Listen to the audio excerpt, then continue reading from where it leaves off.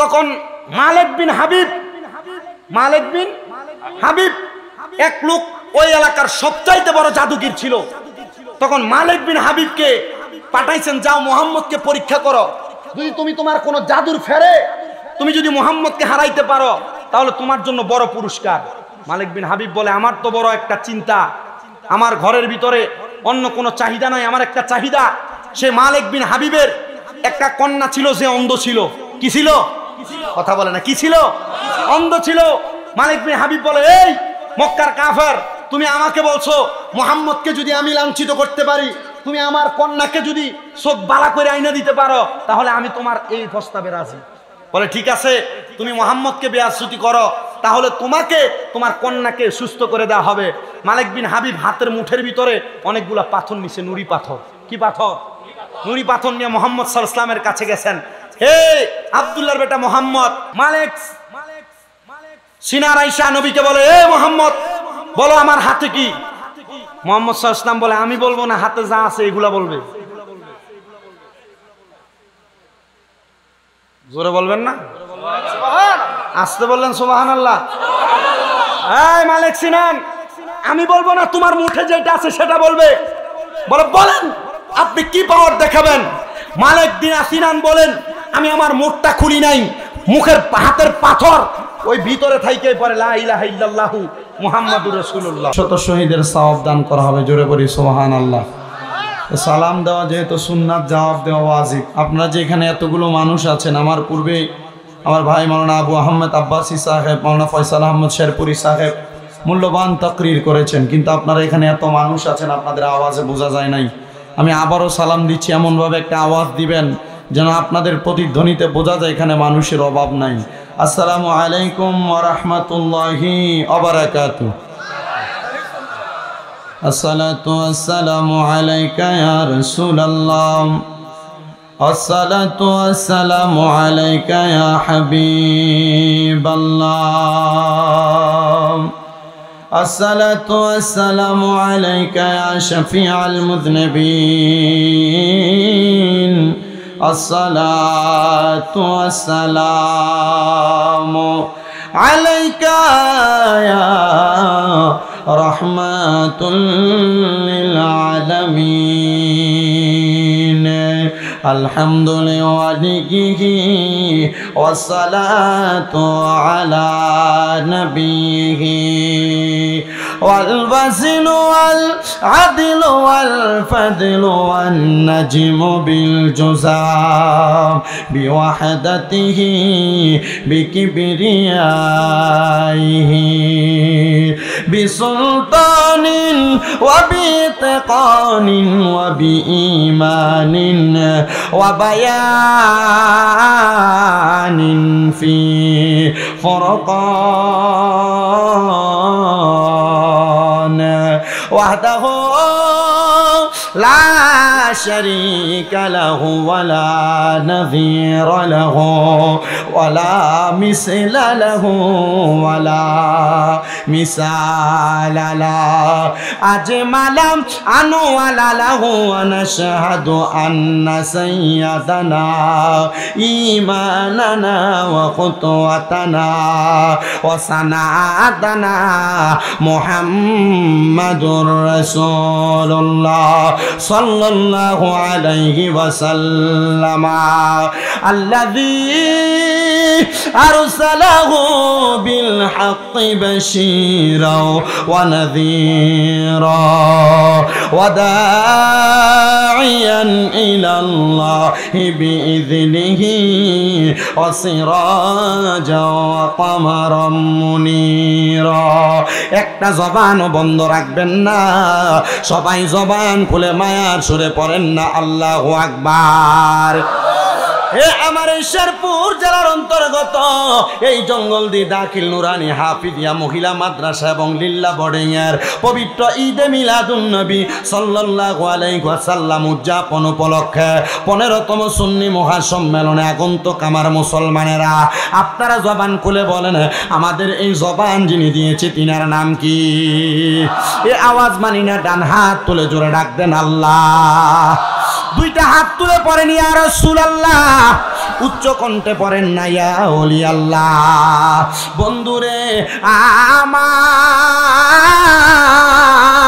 ও জঙ্গলদির বাবারা, আমার আল্লাহ তাআলা জানায়া দেয় জগতের বান্দার দলেরা, ওয়াশকুরু নি'মাতাল্লাহি আলাইহিম ইন কুনতুম ইয়াহু তা'বুদুন। আল্লাহ কয় বান্দারে তোমরা আমি আল্লাহর নিয়ামতের শুকরিয়া আদায় করো যদি তোমরা আমি আল্লাহর ইবাদত করো। আপনারা বলেন মুসলমান ইমানদারেরা, নামাজ রোজা হজ যাকাত দান সদকা যত রকমের ইবাদত আমরা এই সকল ইবাদত করি একজনের জন্য, তিনি কে? মুহাব্বতের আওয়াজে বলেন না তিনি কে? এ মুসলমান ইমানদার, এ নবীর উম্মতের দল, যেহেতু জবানের মালিক আমার আল্লাহ, আল্লাহর দেওয়া জবান দিয়া মুহাব্বতের আওয়াজে আমার আল্লাহ তাআলার কালামে হাকিমের তেলাওয়াত করেন আর পড়েন, ফি শানে হাবিবিহি ওয়া মাহবুবিহি ওয়া মা'শুকিহি মুখবিরাও ওয়া আমিরা ইন্নাল্লাহা ওয়া মালাইকাতাহু ইউসাল্লুনা আলান নাবিয়্যি ইয়া আইয়ুহাল্লাযীনা আমানু সাল্লু আলাইহি ওয়া সাল্লিমু তাসলিমা। আল্লাহুম্মা সাল্লি আলা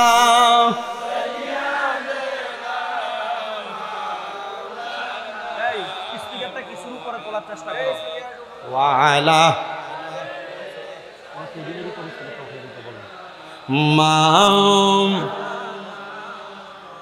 আরেকটু মোহাব্বতের আওয়াজে পড়েন, আল্লাহুম্মা সাল্লি। মোহাব্বতে পড়েন, ইমান তাজা হবে। মাওলানা ওয়া আলা আলি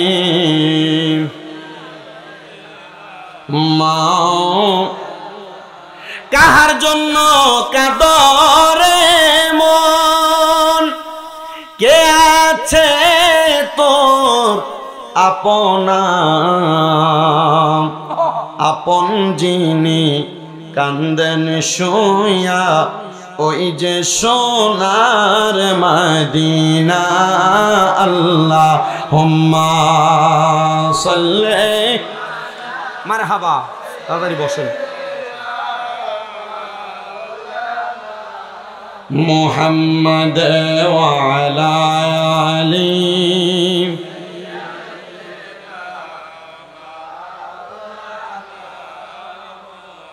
গভীর মনোযোগ, নীরব থাকবেন আমার বাবারা। আপনারা বলেন আমরা যে নবীর উপর দুরূদ আদায় করি খুশি হয় কি? আওয়াজ আস্তে করবেন না, মুহাব্বতের আওয়াজে বলেন না খুশি হয় কে? আমরা কেন নবীর উপর দুরূদ আদায় করি? আমার আল্লাহ তাআলা আমার নবীর মাধ্যমে কোরআনুল কারীমের মধ্যে আয়াত নাযিল করে জানায় দেয় জগতের বান্দারা, ইন্নাল্লাহা নিশ্চয় আমি আল্লাহ ওয়া মালাইকাতাহু আমার অসংখ্য ফেরেশতাদেরকে নিয়া ইউসাল্লুনা আলান নবী আমি আল্লাহ আমার নবীর উপর দুরূদ আদায় করি। ও আল্লাহ, বুঝতে পারলাম আপনি দুরূদ আদায় করেন, কিন্তু আল্লাহ আপনি বললেন আকিমুস সালাত, আমরা যেন নামাজ কায়েম করি। আল্লাহ আপনার কাছে জানতে চাই, আপনি বলেন না যে নামাজের কথা আপনি আমাদেরকে বললেন সেই নামাজ আপনি পড়েননি। আল্লাহ নামাজ আদায় করে না, কারণ নামাজ যার জন্য পড়া হয় তিনি হলো রব, আর যারা পড়ে তারা স্রষ্টা, তারা সৃষ্টি। নামাজ যার জন্য পড়া হয় তিনি হলো স্রষ্টা, আর যারা আদায় করে তারা হলো সৃষ্টি। আল্লাহ তাইলে বোঝা গেল সৃষ্টির জন্য ইবাদত, স্রষ্টার জন্য ইবাদত নয়। আল্লাহ তার মানে বুঝতে পারলাম আপনি আমাদেরকে নামাজের কথা বললেন, আপনি নামাজ পড়েন না। আল্লাহ আপনি বললেন রোজা রাখার জন্য, কিন্তু আপনি রোজা রাখেন কিনা আপনার কাছে জানতে চাই। আমার আল্লাহর কাছ থেকে জবাব আসবে, রে বান্দা এই রোজা রাখো সৃষ্টির কাজ, আর সৃষ্টি রোজা রাখে স্রষ্টাকে খুশি করার জন্য। ও আল্লাহ, তাহলে আপনি নামাজও পড়েন না, রোজাও রাখেন না, আপনি আল্লাহ কি করেন? আল্লাহ বলে বান্দা আমি আল্লাহ ইউসাল্লুনা আলান নবী, আমার নবীর উপরে দুরূদ আদায় করি। জোরে পড়েন সুবহানাল্লাহ। আল্লাহ যেই কাজটা করে না আপনি সেই কাজটা করেন, কারণ আল্লাহর হুকুম। তো আল্লাহ যেই কাজটা করে আপনি কেন সেই কাজটা করবেন না? আল্লাহ বলে হ্যাঁ হ্যাঁ ওই কাজটাও তারা করবে। আল্লাহ তারা কারা? আল্লাহ বলেন ইয়া আইয়ুহাল্লাযীনা আমানু, ওহে যারা ঈমানদার, সাল্লু আলাইহি, তোমরা ওই নবীর উপর দুরূদ আদায় করো। শুধু দুরূদ আদায় করবা না, আল্লাহ বলেন ওয়া সাল্লিমু তাসলিমা, তোমরা ওই নবীকে সালাম দাও আদবের সাথে। আল্লাহ বুঝতে পারলাম না আপনি যে বলতেছেন আদবের সাথে সালাম দেওয়ার জন্য। এই যে আমরা দাঁড়ায়াম আল্লাহর হাবিবকে সালাতু সালাম জানাই, এইটা কোন দুনিয়ার কোন সাধারণ ব্যক্তিত্বের কথা না, এটা স্বয়ং আমার আল্লাহ তাআলার কথা। এই জন্য আমরা ওই নবীরে দাঁড়ায় দাঁড়ায় সালাম দেই। কথা কন্যা ঠিক কিনা? এখন আপনারা দুরূদ কেন পড়বেন? দুরূদ পড়লে আপনার লাভটা কি? আপনি একটু মনোযোগ দিয়ে বয়ানটা শ্রবণ করার চেষ্টা করবেন, কারণ আমার আল্লাহ তাআলা সেই দুরূদ আদায় করে। সাহাবায়ে কেরাম ডাক দিয়া বলেন ইয়া রাসূলুল্লাহ, নবী গো আপনি নবীর কাছে জানতে চাই, আপনার উপর অসংখ্যবার দুরূদ আদায় করে আপনার উম্মতকে আমার আল্লাহ তাআলা কি প্রদান করবে?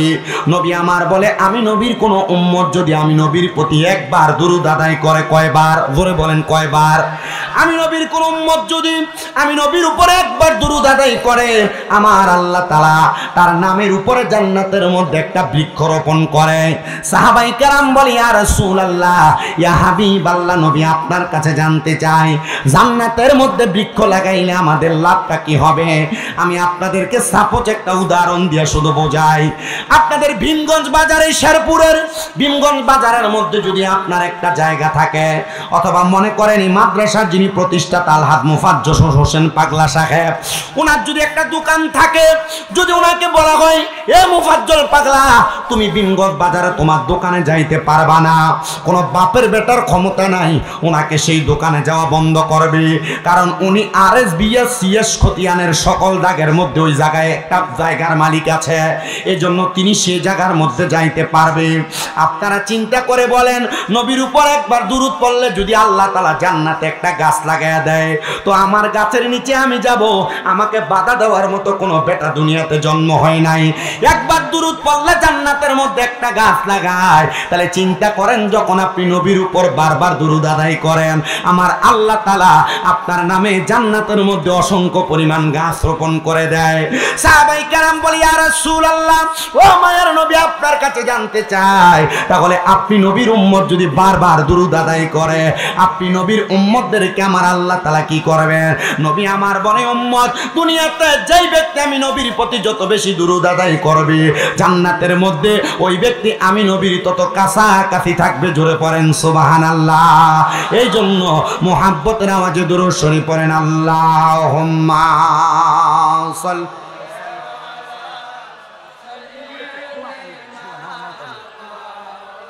মারহাবা ওয়া আলা আলি সাইয়্যিদিনা। নবীজি আপনার ভালোবাসায় জীবনের গোনা ঝরে যায়, নবীজি আপনার ভালোবাসায় ওয়াইসাল করনি জুব্বা পায় আল্লাহুম্মা লা ইলাহা ইল্লাল্লাহু লা ইলাহা ও লা ইলাহা ইল্লাল্লাহু লা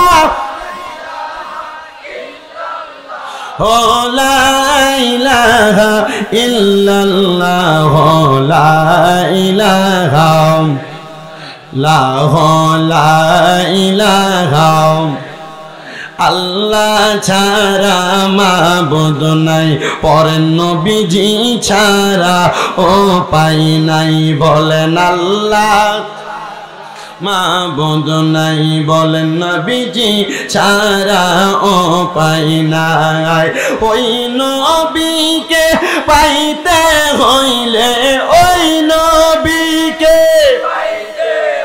লে কামেল ওলিদের দয়া চাই। লা ইলাহা লা ইলাহা বন্ধু নামাজ রোজা চাই রহনা কেহ মা বাবার খেদমত চাই রহনা আমার নবীর দরদ ভইল না আমার নবীর দরদ আমার নবীও তোমায় ভুলবে না।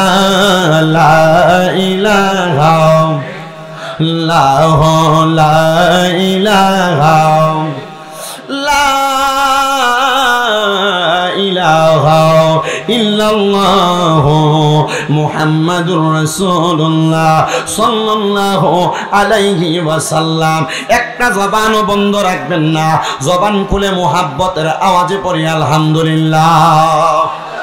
মুআজ্জিজ সদরে মুহতারাম, দিগার দিনদার ইমানদার মুত্তাকিন মুসল্লিনে কারাম, বিশেষ করে মাহফিল পরিচালনা করছেন কারি মোহাম্মদ জামিল হুসাইন সাহেব, মোহাম্মদ আব্দুল কাইয়ুম সাহেব সহ সম্মানিত ওলামায়ে কেরাম, সম্মানিত ডাইনে বামে সামনে পেছনে মাইকের আওয়াজ যত দূর যাচ্ছে, আমার দাড়ি পাকা মুরব্বী বাবারাম, যুবক নজওয়ান ভাইয়েরা, ছোট ছোট মাসুম বাচ্চারাম, পর্দানশিনী আমার অবলা সরলা মা বোনেরা, সবাই বলেন আমরা আজকের জান্নাতের বাগানে আসার বসার ক্ষমতা এবং তৌফিক দান করেছেন। রাখতে পারতেন, আল্লাহ বড় মায়া করেছেন, বড় দয়া করেছেন বিদায় আজকে এই জঙ্গলদির দাখিল নুরানি হাফিজিয়া এবং মহিলা মাদ্রাসার জান্নাতের বাগানে আসার তৌফিক দান করেছেন।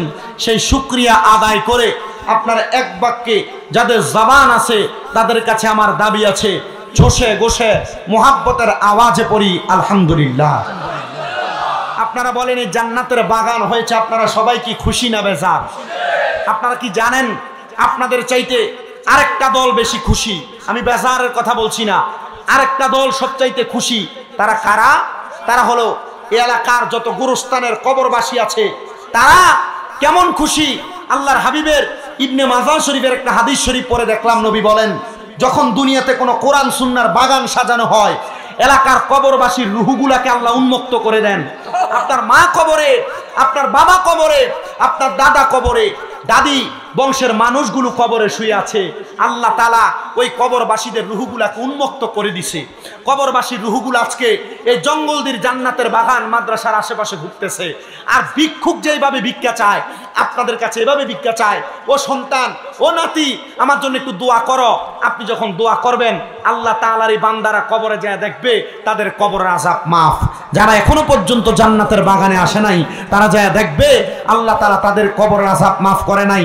আল্লাহর কাছে জিজ্ঞাসা করবে, আল্লাহ আমার কবরের আযাব কেন মাফ করেন নাই? বলে তুমি এই দুনিয়াতে এমন কোনো ওয়ারিসদার রেখে আসো নাই যে কোরআন সুন্নাহর বাগানে বসে তোমার জন্য মাগফিরাত কামনা করবে। আল্লাহ তাআলার কাছে লাখ লাখ শুকরিয়া, আমরা যারা জান্নাতের বাগানে বসেছি, আমরা আমাদের বংশের যারা বংশের মানুষ কবরস্থ, তাদের জন্য মাগফিরাত করার ক্ষমতা, মাগফিরাত কামনা করার তৌফিক আল্লাহ আমাদেরকে দিয়েছে। সবাই উচ্চ কণ্ঠে বলি আল্লাহুম্মা আমিন। গভীর মনোযোগ দিবেন, ডাইনে বামে যাচ্ছি না আমার বাবারা। যেহেতু মাহফিলটার প্রথমেই লেখা হয়েছে পবিত্র ঈদে মিলাদুন নবী সাল্লাল্লাহু আলাইহি ওয়াসাল্লামের মাহফিল, আপনারা মনে রাখবেন আমি আপনাদের কাছে এই ঈদে মিলাদুন নবী সাল্লাল্লাহু আলাইহি ওয়াসাল্লাম শব্দটার আগে একটু ভঙ্গানুবাদ করে দিই, আপনারা বুঝতে পারবেন। আপনারা সবাই জানেন ঈদ শব্দটার বাংলা অর্থ হলো খুশি, আর মিলাদ শব্দের অর্থ হলো জন্ম, আর নবী শব্দের অর্থ হলো মিলাদুন নবী শব্দটা মুরাক্কাব।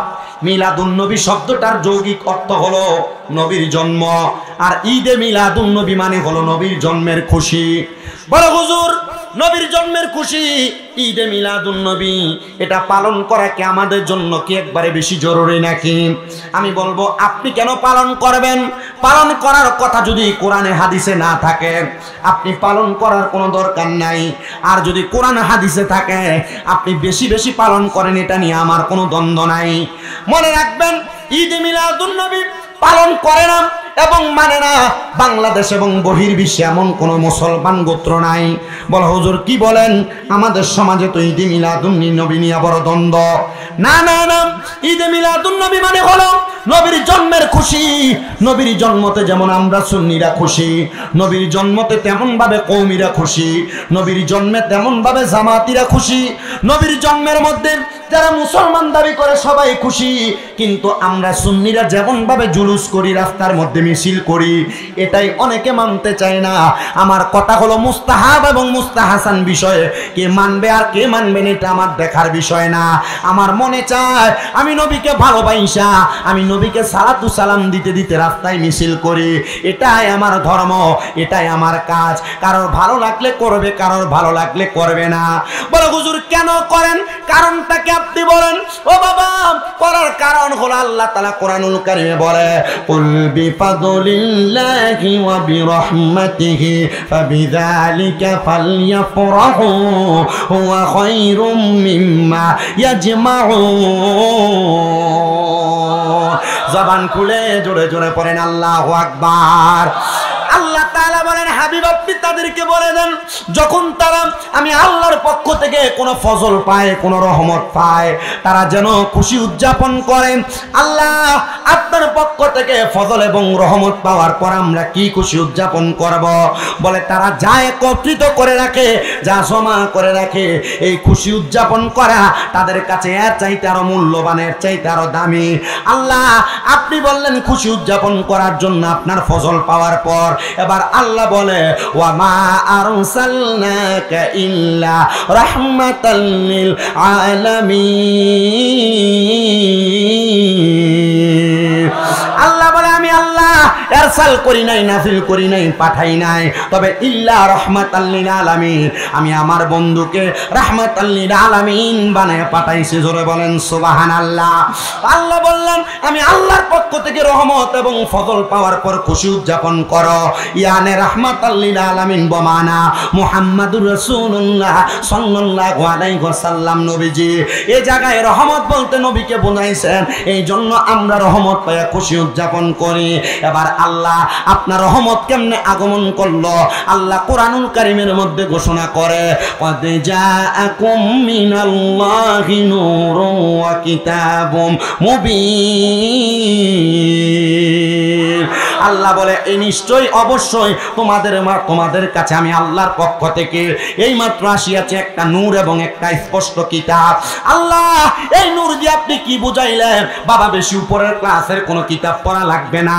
মাদ্রাসা লেভেলের মধ্যে যে তাফসিরের কিতাব পড়ানো হয়, ওই তাফসিরের নাম হলো তাফসিরে জালালাইন শরীফ। ওই তাফসিরে জালালাইন শরীফের মধ্যে এই শব্দ নূর দ্বারা বোঝানো হয়েছে, ইয়ানি নূরুম বামানা মুহাম্মাদুর রাসূলুল্লাহ সাল্লাল্লাহু আলাইহি ওয়াসাল্লাম। জোরে সরে পড়ি সুবহানাল্লাহ।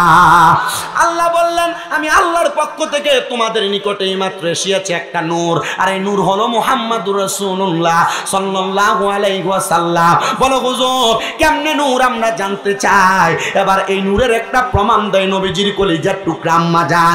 উনি বলেন আমার সন্তান মুহাম্মাদুর রাসূলুল্লাহ সাল্লাল্লাহু আলাইহি ওয়াসাল্লাম নবী যখন আমি আমেনার রেহেম থেকে যখন দুনিয়াতে গর্ভপাত হয়, জন্ম হয়, আমি আমেনা তাকে দেখলাম। আমি আমেনার ঘর থেকে শাম দেশের বড় বড় রাজপ্রাসাদ গুলা আমি আমার চোখ দিয়া দেখতেছি।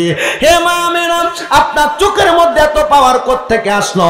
মা আমেনা বলে এটা আমার চোখের পাওয়ার না, এটা আমার সন্তান মুহাম্মাদুর রাসূলুল্লাহর নূরে মুহাম্মদীর পাওয়ার। আর এই পাওয়ার দিয়া মক্কা নগরী থেকে মা আমেনা শাম দেশের বড় বড় রাজপ্রাসাদ গুলা দেখেছে। এই হলো 2 নম্বর প্রমাণ।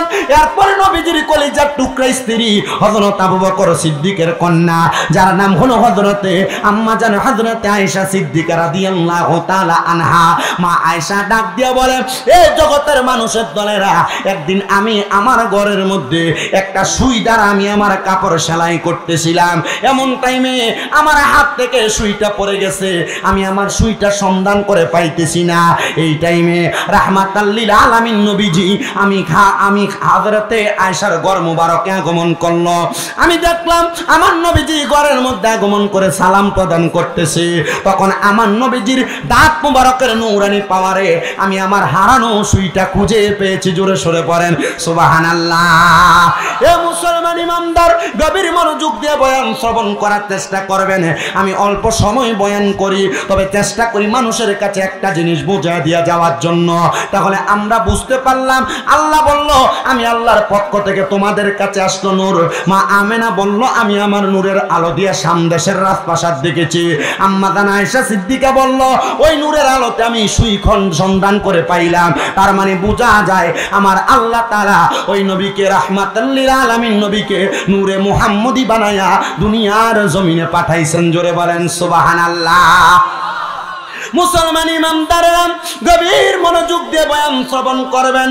ওই নবী কিভাবে দুনিয়াতে আগমন করলো, ওই নবী কিভাবে দুনিয়াতে আগমন করলো। দুনিয়ার কন্যা সন্তানেরা যখন গর্ভে সন্তান প্রসব করার জন্য গর্ভধারণ করে, দেখবেন তাকায়া তাদের গর্ভটা কেমন জানি উঁচা হয়ে যায়। কিন্তু রাহমাতাল লিল আলামিন নবী দুনিয়ার কোনো সাধারণ মানুষের মতো দুনিয়াতে আগমন করে নাই। ইয়া রাসূলুল্লাহ, নবীজি আপনি কেমনে দুনিয়াতে আগমন করলেন? আরে আগমনের খবর আসবে পরে, আগে তো আমার নবীজির আম্মা জানের গর্ভে যাক না রে বাবা। বলে হুজুর কেমনে গেল? আমার নবীজির আব্বা জান, যার নাম হযরতে খাজা আব্দুল্লাহ, নবীজির আব্বা জানেরা মানে নবীজির চাচা জানেরা ছিল একজন না 10 জন। এই 10 জনের মধ্যে আমার নবীজির আব্বা জান ছিল সর্বকনিষ্ঠ, সর্বছোট। নবীজির আব্বা জানের যত ভাই ছিল ওনারা একজন একজন করে দুনিয়া থেকে বিদায় হয়ে গেছে। নবীজির আব্বা জান দুনিয়ার জমিনে এমন নূরানি চেহারা, এমন সুন্দর চেহারা নিয়ে জন্মগ্রহণ করেন। হযরতে আব্দুল্লাহ বলেন আমি যখন মক্কা নগরীর রাস্তা দিয়ে হাঁটা চলা করতাম, এমন টাইমে মক্কা নগরীর বড় বড় সম্পদওয়ালার কন্যারা আমি আব্দুল্লাহর দিকে তাকায়া মারহাবা মারহাবা জামিলুন বলে বলে আমার দিকে তাকায়া থাকতো। মারহাবা বড় সুন্দর বইলা বইলা আমি আব্দুল্লাহর দিকে তারা তাকায়া থাকতো। আমি একদিন আব্দুল্লাহ ওই মহিলাদেরকে জিজ্ঞাসা করলাম, এ মেয়েরা তোমরা কেন আমি আব্দুল্লাহর দিকে তাকায়া থাকো? তারা বলে এ আব্দুল্লাহ, আমরা শুধু তাকায়া থাকি না, আমরা তোমাকে বিবাহ করার জন্য প্রস্তুত আছি। জোরে বলেন মারহাবা। একদিন দুই দিন করে নবীজির আব্বা জানের কাছে বিবাহের প্রস্তাব প্রদান করে। নবীজির আব্বা জান 3 দিনের দিন দৌড়ে কাবা ঘরের সামনে গেলেন, যা দেখলেন নবীজির আব্বা জান হযরতে নবীজির কলিজার টুকরা আব্বা জান হযরতে আব্দুল্লাহর বাবা জান হযরতে আব্দুল মুত্তালিব নবীর দাদা, উনি কাবা শরীফের সাথে হেলান দিয়া ঘুমাইতেছেন। যে ডাক দিয়ে বলেন ও বাবা হযরতে আব্দুল মুত্তালিব, আপনার কাছে আমার একটা প্রশ্ন গো বাবা। আমি রাস্তাতে বের হলে মক্কার মহিলারা আমারে বড় ডিস্টার্ব করে, মক্কার মহিলারা বড় আমারে জ্বালাতন করে, তারা নাকি আমাকে বিবাহ করতে চায়।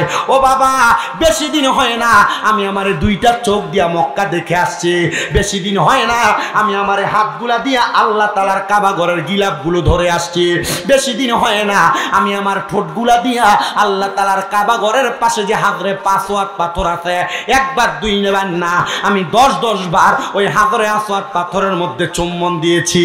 ওই কাবা ঘরের পাশে নবীজির দাদা আব্দুল মুত্তালিব বসা, আর নবীর আব্বা জান বলে এ আব্বা, আমি যদি মক্কার রাস্তায় যাই, মক্কার কন্যারা মেয়েরা আমি আব্দুল্লাহরে বড় ডিস্টার্ব করে, বড় জ্বালাতন করে। হযরতে আব্দুল মুত্তালিব বলে যাও বাবা তুমি একটু ধৈর্য ধারণ করো, আমি তোমার সমস্যার সমাধান করতেছি। হযরতে আব্দুল মুত্তালিব বড় চিন্তিত। নবীজির দাদা হযরতে আব্দুল মুত্তালিবের একজন দোস্ত ছিলেন, যার নাম ছিল হযরত ওহাব জোহরি। হযরত ওহাব জোহরি মক্কা নগরীতে মক্কাতে প্রবেশ করেছে। দিনার বাড়িটা ছিল মক্কা নগরীর পাশে একটা জায়গা আছে, যে জায়গার নাম গাজা।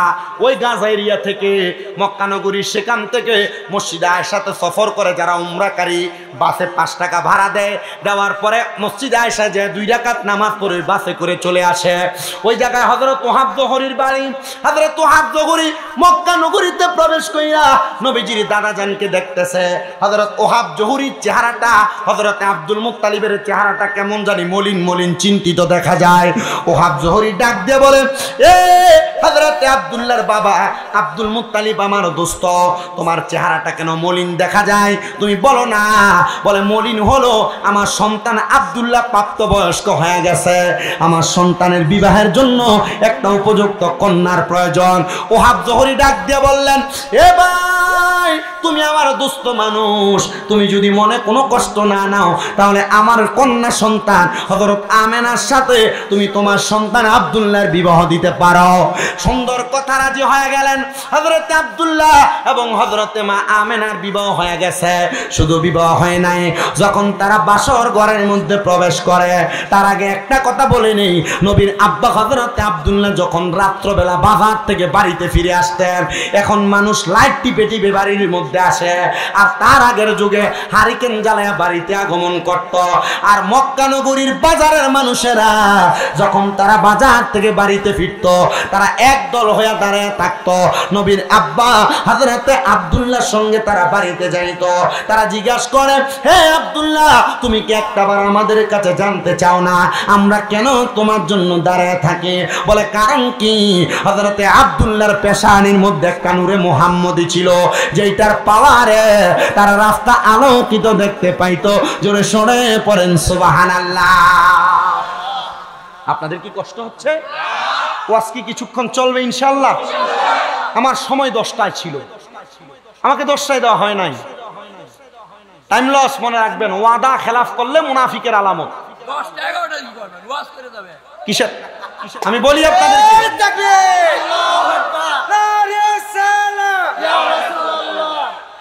মানুষ এমনি এমনি মুফাজ্জল পাগলা নাম দেয় না।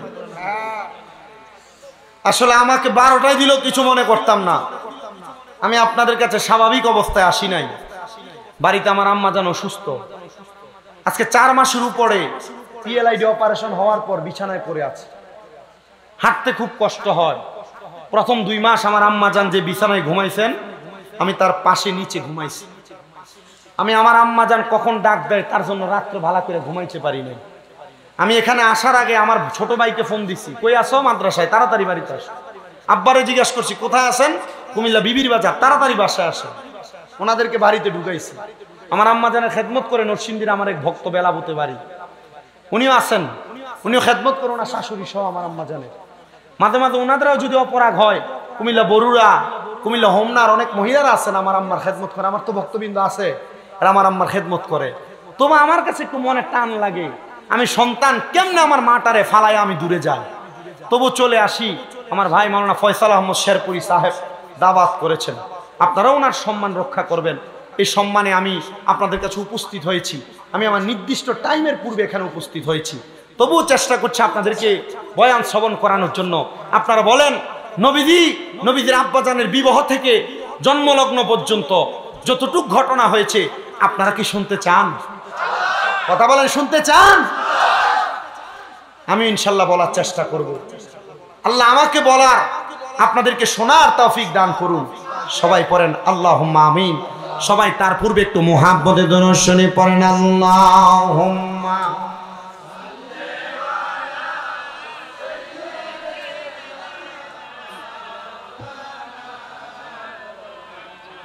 ওয়া আলা আলি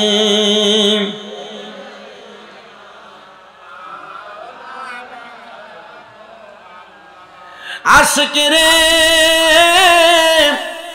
আল্লাহ কই জিবরাইল শোনো না, আসমান সাজাও, জমিন সাজাও, আসমান সাজাও, জমিন সাজাও, সাজাও বেহেশত খানা, ইমানদারগণ মাহফিল করোনা, বলেনি দে মিলাদুন নবীর মাহফিল প্রথমে করেছেন রাব্বানা, ইমানদারগণ মাহফিল করোনা।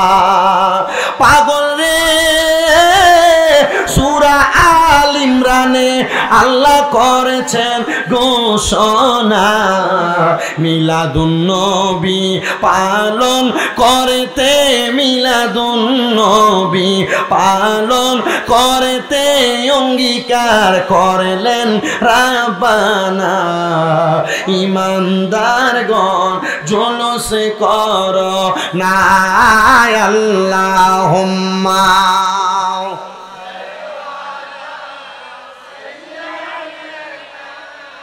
মাওলানা মুহাম্মদ ওয়া আলা আলি সাইয়্যিদিনা।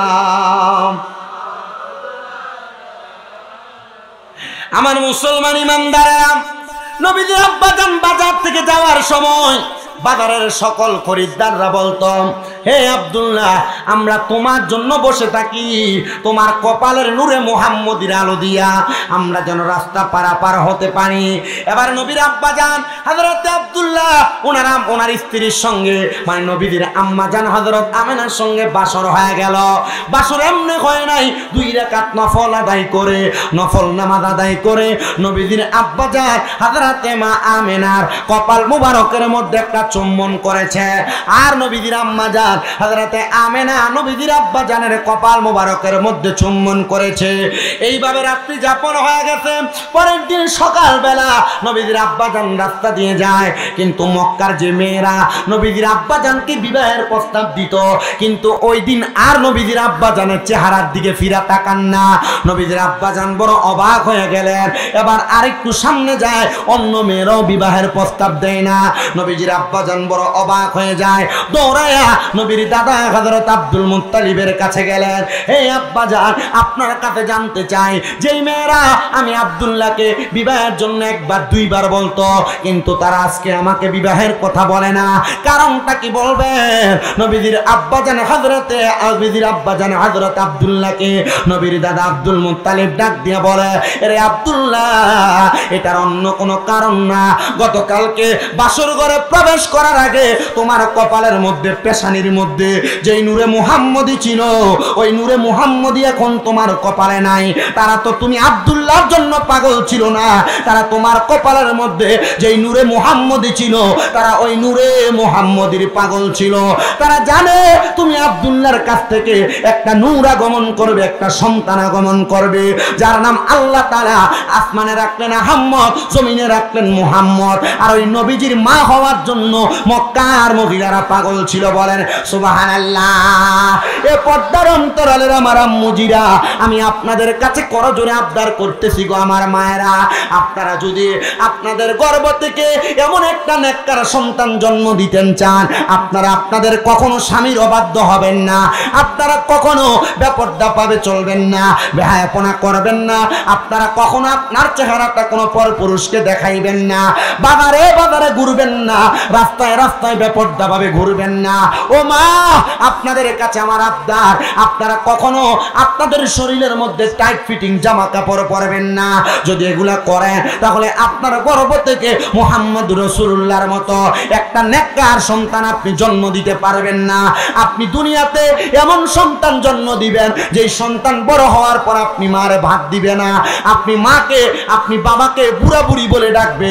এবার আপনারা বলেন, একটা নেককার সন্তান জন্ম দেওয়ার জন্য মা বোনদেরকে পর্দা পশিদায় চলার দরকার আছে না? না, কষ্ট হচ্ছে আপনাদের? সময় কম, অল্প সময় কথা বলে আমি বিদায় নেব। আপনারা মনোযোগ দিবেন একটু। নবীজির আব্বাজান চলে গেলেন ওনার ঘরের মধ্যে, যে তাকে দেখলেন মা আমেনার রেহেমের মধ্যে একটা নূর চমকাইতেছে, একটা আলো। নবীজির আব্বাজান বলে, আমি বুঝতে পারলাম হযরতে আমেনা সেই জায়গার মধ্যে সেই নূরের মালিকানা পাইছেন। তো নবীজি দুনিয়ার জমিনের মধ্যে এখনো আগমন করে নাই। নবীজির আম্মাজান বলে, আমার গর্ভের মধ্যে সন্তান আছে কিনা নাই এটার খবর আমি জানি না। আল বিদায়া ওয়ান নিহায়া কিতাব পড়ে দেখবেন 1 খণ্ড না 14 খণ্ডের কিতাব। আমার ঘরের কিতাবটা এখনো পর্যন্ত বর্তমান। এ বাবা, আমি পরে পরে দেখলাম রাহমাতাল লিল আলামিন নবীর আম্মাজান বলে, যখন 1 মাস হয়ে যায় আমি তাকায় দেখলাম আমার ঘরের দরজার মধ্যে কে যেন সালাম দেয়, আসসালাতু ওয়াসসালামু আলাইকা আইয়ুহান নবী। আমি সালামটা শুনলাম, বুঝতে পারলাম সালাম আমাকে দেওয়া হয় নাই, কোন নবীকে সালাম দেওয়া হয়েছে। মা আমেনা ডাক দিয়ে বলেন, আমি তাড়াতাড়ি দরজার সামনে যাইয়া আমার ঘরের দরজাটা খুললাম। আমি দেখলাম আমার ঘরের দরজার মধ্যে কে যেন দাঁড়ানো, কিন্তু তার পাগুলা জমিনের মধ্যে।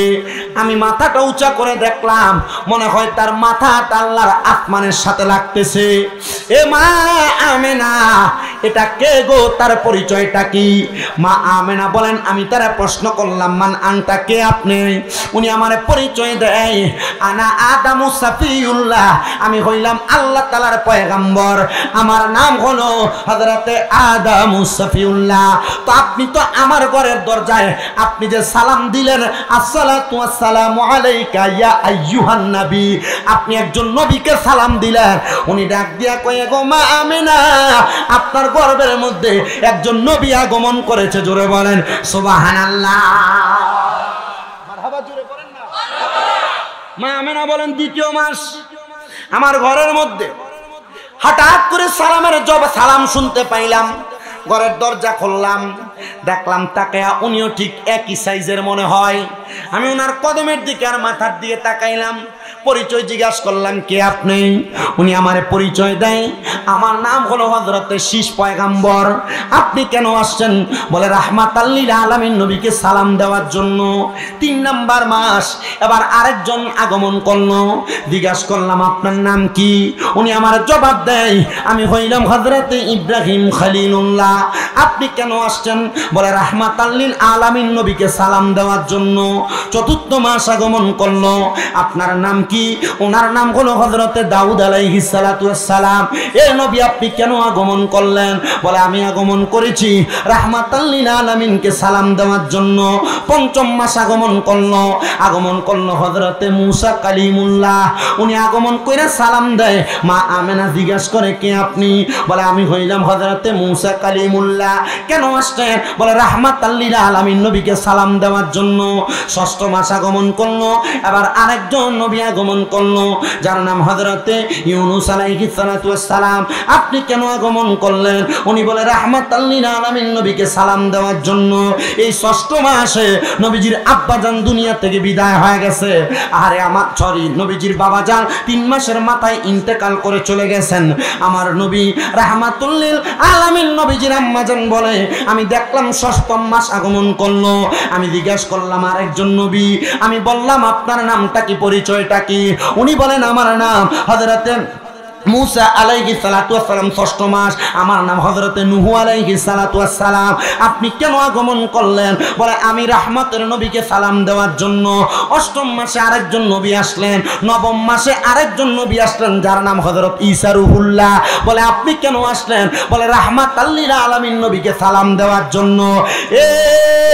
8জন 7জন নবী নবীজিকে জন্মের স্বাগতম, 9 জন নবী নবীজিকে জন্মের স্বাগতম জানানোর জন্য আগমন করলেন।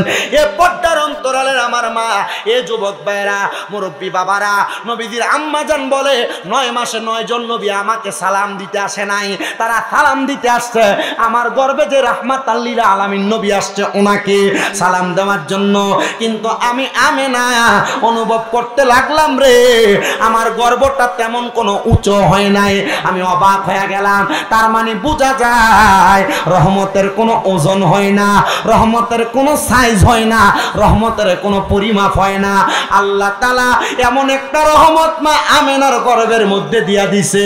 ওই রহমত সাধারণ রহমত না, ওই রহমত হলো রাহমাতুল লিল আলামিন। নারে রিসালাত, ইয়া রাসূলুল্লাহ, মারহাবা পড়ে আর মুহাব্বতে পড়েন মারহাবা। এ মুসলমান ইমানদারেরা, নবীজির আম্মাজান বলেন 10 মাসের মাথায় যখন আমি নবীজির আম্মাজান হযরত আমেনা আমার ঘরে অবস্থান করি, এমন টাইমে আমি হঠাৎ করে দেখলাম আমি আমেনার ঘর থেকে আল্লাহর কাবা ঘরটা দেখা যায়। মারহাবা পড়েন। বেশি দূর না, মনে হয় কাবা শরীফ থেকে যদি সোজা রাস্তায় হাঁটা হয় তাহলে মা আমেনার ঘরটার কাবা শরীফের দূরত্ব 3 মিনিট। 5 মিনিট? 3 মিনিট রাস্তা। আমি আমার এই হাত দিয়া নবীজি যেই ঘরে জন্মগ্রহণ মানে নবীর মিলাদ হয়েছে সেই ঘরটা আমি ধরেছি। সেই ঘরের মধ্যে একটা লাইব্রেরি বানায় রাখছে, যে লাইব্রেরি মক্কা লাইব্রেরি, মাকতাবাতে মক্কা, মারহাবা পড়েন না। আমি ওই ঘরের মধ্যে প্রবেশও করলাম। এ বাবা, ওই ঘরের সামনে যায়া নবীজির আম্মা জানের আবার কথাটা বলি, আমার নবীর আম্মা জান উনি বলে, আমি আমার ঘর থেকে দেখলাম আল্লাহ তাআলার কাবা ঘরটাতে ছাদ বরাবর আল্লাহ তাআলার আসমান থেকে 3টা কাপড় আসছে। 3টা কাপড়, একটা কাপড় হলো সাদা রঙের, একটা কাপড় হলো কালো রঙের, একটা কাপড় হলো সবুজ বর্ণের। এই 3টা কাপড় যখন আগমন করলো, আমি মা আমেনা তাকে দেখলাম এই কাপড়ের মাঝখান দিয়া একটা সুন্দর নূরানী চেহারাওয়ালা একটা মহিলা আগমন করলো। উনি সোজা আমার ঘরের মধ্যে প্রবেশ করলেন। আমি ওনাকে প্রশ্ন করলাম, হে আমেনা, আমেনা আপনি কি প্রশ্ন করলেন? মা আমেনা ডাক দিয়া বলে, হে জগৎবাসী রে, আমি প্রশ্ন করলাম কে গো আপনি, আপনার পরিচয় কি? উনি আমার জবাব দে, আমারে তুমি চিনো না, আমি হইলাম হযরতে আদম নবীর স্ত্রী, আমার নাম হলো হযরতে হাওয়া। জোরে শুনে পড়েন না মারহাবা। হযরত হাওয়া যখন আগমন করলেন, হযরতে মা আমেনা জিজ্ঞাসা করলেন, গো মা আপনি কেন আগমন করলেন?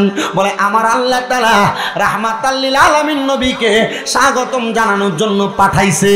এ বাবা, এই এলাকায় জঙ্গল দিতে কোনো সন্তান জন্ম নিলে আপনাদের এলাকায় দাইমাকে ডাইকা আনা হয়, হসপিটালে জন্ম নিলে নাথকে ডাইকা আনা হয়, কিন্তু আমার নবী দুনিয়াতে জন্ম নিবে মানে জন্ম শব্দের অর্থই হলো মিলাদ, জন্ম শব্দর আরবি হলো মিলাদ।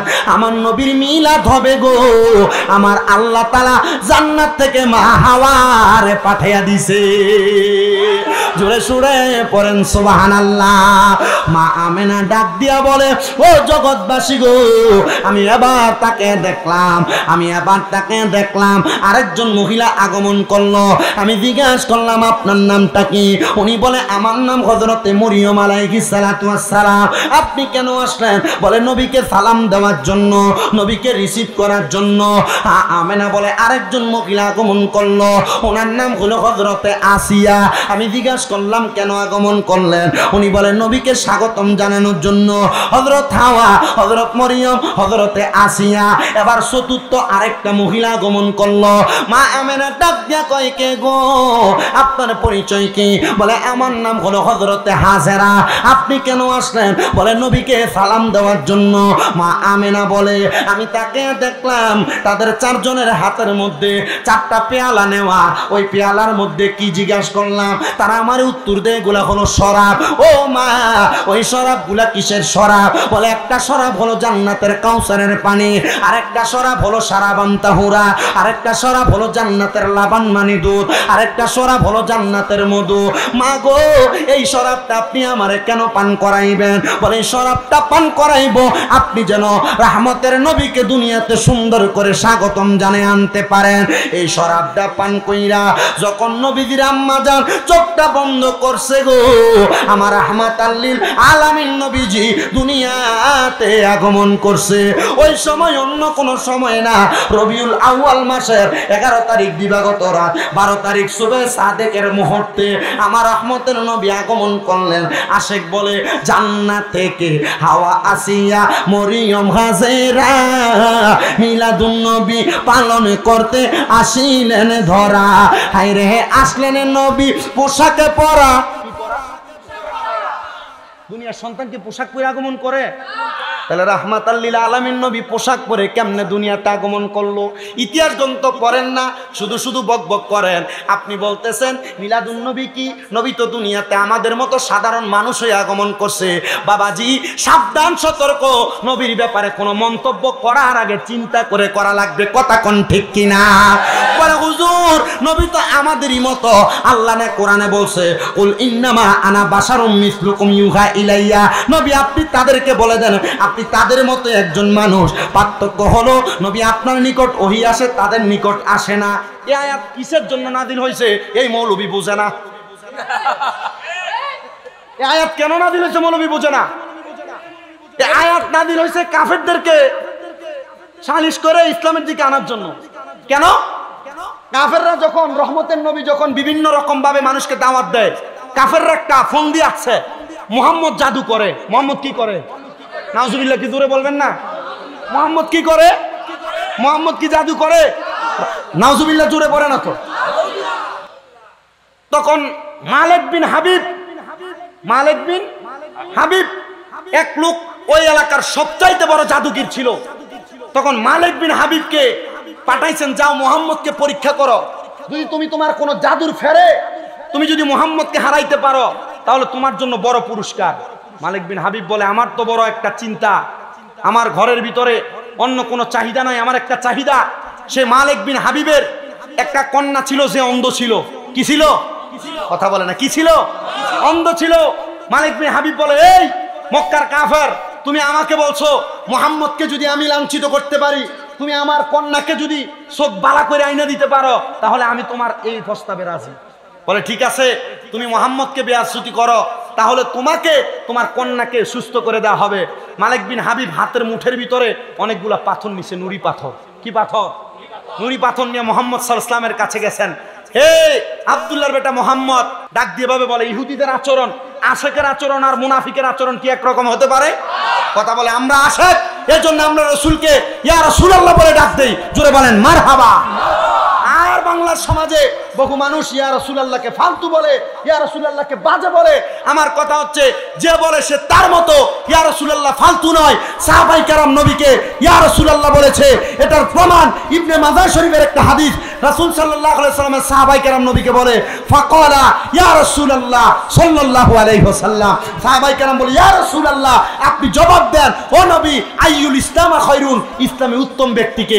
নবী বলে, ক্বালা রাজুলুন দাঈফুন মুস্তাদাফুন যু তিমরাইন লা ইউবাহু লাহু লাউ আকসামা আলাল্লাহি লা বাররা। ওই ব্যক্তি উত্তম যার চেহারার দিকে তাকাইলে আল্লাহর কথা মনে হয়। এই হাদিসে সাহাবায়ে কেরাম নবী কি ইয়া রাসূলুল্লাহ বলে সম্বোধন করেছে। তো বলে, আমরা যদি ইয়া রাসূলুল্লাহ বলি এটাতে কোনো বাধা আছে? কে করছে ইয়া রাসূলুল্লাহ? তাহলে সাহাবায়ে কেরাম নবী কি ইয়া রাসূলুল্লাহ বলছে। মারহাবা। আপনাদের কষ্ট হচ্ছে, অসুবিধা হচ্ছে আপনাদের?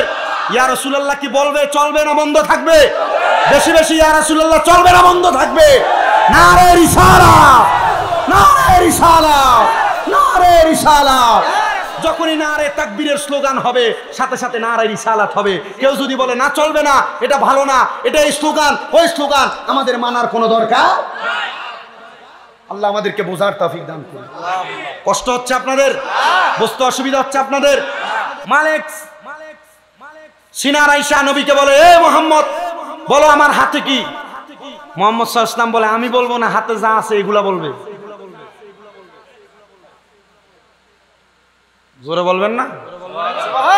আসতে বললেন সুবহানাল্লাহ। এই মালিক সিনান, আমি বলবো না, তোমার মুঠে যেটা আছে সেটা বলবে। বলে, বলেন আপনি কি পাওয়ার দেখাবেন? মালিক সিনান বলেন, আমি আমার মুখটা খুলি নাই, মুখের হাতের পাথর ওই ভিতরে থাইকে পরে লা ইলাহা ইল্লাল্লাহু মুহাম্মাদুর রাসূলুল্লাহ সাল্লাল্লাহু। এই পর্দার অন্তরালের মা বোনেরা, নামাজ পড়ো না, পর্দা করো না, কোরআন পড়ো না। এ মা, এমন একটা নবীর কালেমা পড়েছো যেই নবীজি যদি বলে আমি তোমাকে চিনি না, তোমার কোনো উপায় নাই। ওই নবীর কালেমা পড়ে নামাজ কেমনে ছাড়ো? ওই নবীর কালেমা পড়ে রোজা কেমনে ছাড়ো? ওই নবীর কালেমা পড়ে কোরআন পড়া কেমনে ভুলে গেলা? আম্মা, এই নবীর কোরআন পড়ে কেমনে ব্যাপারটা ঘুরো, পরপুরুষের সামনে যাও। আম্মা, আবদার করি আপনাদের কাছে, মনে রাখবেন আল্লাহর নবী বলে, একটা মহিলার কারণে 4 প্রকার পুরুষ মানুষ দোজখে যাবে। কোন স্বামী যদি তার স্ত্রীকে পর্দা না করায়, ওই স্ত্রীর কারণে স্বামী দোজখে যাবে। কোন সন্তান যদি তার মাকে পর্দা না করায়, তাহলে সন্তান তার মার কারণে দোজখে যাবে। কোন ভাই যদি তার বোনকে পর্দা না করায়, তাহলে ওই ভাই তার বোনের কারণে দোজখে যাবে। আর কোন বাবা যদি তার মেয়েকে পর্দা না করায়, তাহলে ওই বাবা তার মেয়ের কারণে দোজখে যাবে। এই 4 প্রকার ব্যক্তি দোজখে যাবে। এবার আপনাদের সিদ্ধান্ত, আপনারা দোজখে যাবেন না মহিলাদেরকে পর্দায় ঢুকাবেন? হুজুর পর্দায় ঢুকাবো, আমি বাড়িতে যেয়ে পর্দার কথা বললে বেটি আমার ধমক দেয়। এমন মহিলা সমাজে আছে না নাই? মা, আমি আপনাদের সন্তানের মতো আপনার পায়ে হাত দিয়ে বলি, মা, স্বামীকে ধমক দিয়েন না, স্বামীর কথার উপর কথা বলেন না। আল্লাহর নবী বলে, ওই ঘর জাহান্নাম যেই ঘরের মধ্যে স্বামীর উপর মহিলার গলার আওয়াজ শোনা যায়। আর আপনার স্বামী কোনো কথা বললে আপনি আপনার স্বামীর কথার উপর বলেন তুমি বুঝো না, এ মা, জান্নাতে যাওয়া বন্ধ হয়ে যাবে স্বামীর মনে কষ্ট দেওয়ার কারণে। আর আপনারা ঠিক ঠিক করেন না। মহিলা কোনো কাজ করলে উল্টাপাল্টা হইলে আপনি আপনার বউয়ের মা বাবার নাম তুলে গালি দেন। কে বলেছে? রহমতের নবী বলে, হে দুনিয়ার পুরুষেরা, তোমরা তোমাদের নারীদেরকে, মহিলাদেরকে, স্ত্রীদেরকে তাদের মা বাবার নাম তুলে গালি দিও না। ইয়া রাসূলুল্লাহ, কেন? নবী বলে, আমি মহিলাদের বাবা। আপনি আপনার মহিলার স্ত্রীর যখন গালি দেন, অমুক মারানির জি দেন কিনা, তখন গালি যে কার উপরে পড়ে? নবীর উপরে পড়ে। গালি দেওয়া থেকে বিরত থাকবেন। মা বোনদেরকে বলবো, স্বামীর ইজ্জত করবেন, সম্মান করবেন, তাজিম করবেন। আপনাদের কষ্ট হচ্ছে বাবা, আমার ওয়াজ এমনই, আমার ওয়াজ অল্প কিছুক্ষণ সময় দেখেন, আমি অনেকগুলো বিষয় আপনাদেরকে টাচ দিচ্ছি। যদি আপনাদের কষ্ট হয় আল্লাহর হস্তে ক্ষমা করে দিবেন। আমি দোয়া করি আমার এই মুফাজ্জল পাগলার জন্য, আমি দোয়া করি এই মাদ্রাসায় যারা 1 টাকা থেকে শুরু করে 1000 লাখ লাখ টাকা দিয়ে মাদ্রাসা জান্নাতের বাগান সাজিয়েছেন। আপনারা জানেন না এই মাদ্রাসা জান্নাতের বাগান আপনার এলাকাবাসীর জন্য কত বড় নাজাতের একটা ফয়সালা। আর যদি জানতো, জঙ্গলদির মানুষ এখনো পর্যন্ত ঘরে থাকতো না। আলহামদুলিল্লাহ, আল্লাহ আমাদেরকে আসার তৌফিক দান করেছেন। সবাই দুরূদ শরীফ পড়েন, আল্লাহুম্মা।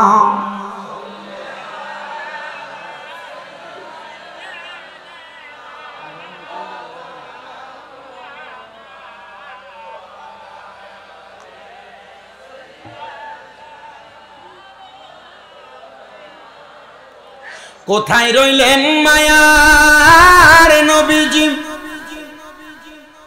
আমাদেরকে ছাড়িয়া?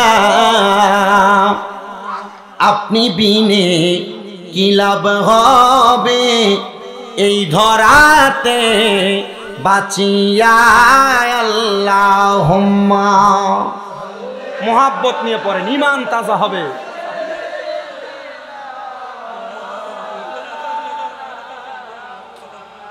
وعلى آل سيد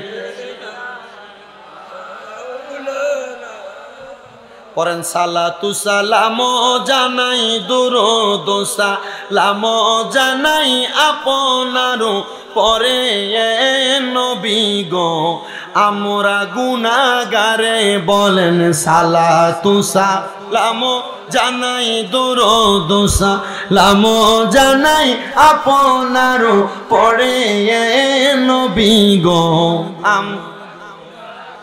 সালাম আমরা গুনাহগারে গো জানাই, আমরা গুনাহগারে। সালাম আমরা গুনাহ জানাই, আমরা গুনাহগারে নবী গো। আমরা ও নবী আপনি তো দারবন্ধ, আমায় পার কইরা দেন বব সিন্ধু গো। আপনি দয়া না করিলে, আপনি দয়া না করিলে কে করিবে মোরে নবী গো। আমরা গুনাহ এ বলেন সালাতু সালাম জানাই, দুরূদ সালাম জানাই আপনার পরে নবী গো। ও নবী মদিনার পাক মাটিতে, আরে স্মরণের একটি মিম্বর আছে গো। আরে সে মিম্বরে খুতবা দিতেন, সে মিম্বরে খুতবা দিতেন দিনের নবী মুস্তাফা। তোমরা যদি যাও গো মদিনা, বলেন সালাতু সালাম জানাই, দুরূদ সালাম জানাই আপনার পড়ে নবী গো। আমরা মুসলমান হে নবীর উম্মতের দল। ওই মালিক সিনান বলে, রে মুহাম্মাদুর রাসূলুল্লাহ, কি জাদু দেখাইলা রে, তোমার জাদুতে আমি পাগল পারা হয়ে গেলাম। মুহাম্মাদুর রাসূলুল্লাহ বলে, নবীদের দ্বারা যদি কোনো অলৌকিক ঘটনা ঘটে এটা জাদু না, এটারে আমার আল্লাহ বলছেন মুজিজা। জোরে সোরে পড়েন সুবহানাল্লাহ।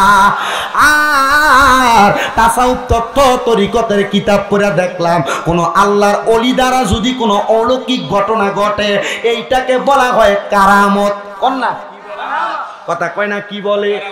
আল্লাহর ওলিদের দ্বারা কোনো যদি অলৌকিক ঘটনা ঘটে সেটা কারামত, নবীদের দ্বারা অলৌকিক ঘটনা ঘটলে মুজিজা। কারামাতে আউলিয়াও হাক্কুন, ওলিদের কারামত সত্য, মুজিজায়ে নবিয়্যা হাক্কুন, নবীদের মুজিজাও সত্য। ও নবী গো, বুঝতে পারলাম এটা আপনার মুজিজা, তাহলে আপনি বলেন না ও মুহাম্মাদুর রাসূলুল্লাহ আপনি আর কি জানেন? বলে অন্য কোনো কিছু না রে, আমি আরেকটা জিনিস জানি রে, তোমার বাড়িতে তোমার কন্যা সন্তানটা চোখ দিয়ে দেখতে পারে না, আমি মুহাম্মাদুর রাসূলুল্লাহ দোয়া করে দিলাম, আমার দোয়ার বরকতে আল্লাহ তোমার কন্যার চোখ ফিরিয়ে দিছে, যায় দেখো। ওই মালিক সিনান বলে আমি বাড়িতে যেয়ে দেখলাম আমার চোখ কানা মাইয়াটা চোখ দিয়া দেখতেছে। তার মানে বোঝা যায় আদ-দুআ উলাইয়া আত-তাকদিরু লা ইয়ারুদ্দু, মানুষের তাকদীর কোনোদিন পরিবর্তন হয় না, ইল্লা বিদ-দুআ, দোয়ার মাধ্যমে পরিবর্তন হয়ে যায়। জোরে শুনে পড়েন মারহাবা। এজন্য আপনারা যারা মুরব্বি আছেন আমাদের জন্য দোয়া করবেন। আপনারা যারা ছোট আছেন আপনারা সব সময় মুরব্বিদের কাছে দোয়া চাইবেন। মুরব্বিরা জেনে হোক না জেনে হোক মাঝে মাঝে আমাদেরকে ধমক দেয়, মুরব্বিদের কথার উপরে আপনি টক্কর দিবেন না। মুরব্বিরা যেভাবে ধমক দিক, মুরব্বিরা যেভাবে বলুক, মুরব্বিরা কিছু না কিছু বুঝে বলছে। কথা বলেন না কেন? আমাদের সমাজে এমন অনেক ছেলেরা দেখা যায় মুরব্বিরা তাদেরকে বিভিন্ন বিষয়ে ডাক দিলে ঘাড় পাক দিয়ে দাঁড়ায়। আপনি কি বুঝেন? এই কথা বলেন না কেন? এরা বেয়াদব, এরা বেয়াদব, এরা সমাজের নোংরা আবর্জনা। যারা মুরব্বিদের সাথে বেয়াদবি করে, মুরব্বিদের সাথে বেয়াদবি করবা না, মুরব্বিদের সাথে আদব রক্ষা করবা। আমি আমার এই শেরপুরের জঙ্গলদি মাদ্রাসার সব ছাত্রদেরকে বলবো, মাদ্রাসার ছাত্রীদেরকে বলবো, কখনো উস্তাদদের সাথে বেয়াদবি করবা না। আমার এক উস্তাদ আমাদেরকে একটা বাক্য শিখিয়ে দিছে, আল আদাবু খায়রুম মিনাজ যাহাবি ওয়াল ফিদ্দাতি, আদব হলো স্বর্ণ এবং রূপার চাইতে উত্তম। যদি বেয়াদবি করেন, বেয়াদব রাস্তাঘাটে পাওয়া যায়, আদব স্বর্ণ রূপার থেকে উত্তম বলছে। স্বর্ণ রূপা বাজার থেকে কিনে পাওয়া যায়, আদব টাকা দিয়ে কিনে পাওয়া যায় না। কথা বলেন ঠিক কিনা? এজন্য জঙ্গলদি মাদ্রাসার যত শিক্ষক আছে আপনারা এলাকাবাসী রাজা বাচ্চাকে যেমন সম্মান করে মাদ্রাসার শিক্ষকদের কেমন সম্মান করবেন, মাদ্রাসার ছাত্ররা শিক্ষকদের কেমন সম্মান করবেন। হুজুর কেন? মনে রাখবেন আল উলামা ওয়ারাসাতুল আম্বিয়া, ওলামায়ে কেরাম নবীদের ওয়ারিস। নবী দেখেন নাই, ওলামায়ে কেরাম দেখতেছেন। ওলামায়ে কেরামকে সম্মান করলে, নবীকে সম্মান করলে যে সওয়াব পাইতেন আল্লাহ সে সওয়াব লিখে দিবে। জোরে জোরে বলি সুবহানাল্লাহ। আমাদের সমাজ ওলামায়ে কেরামকে 2 টাকার মৌলবি বলে।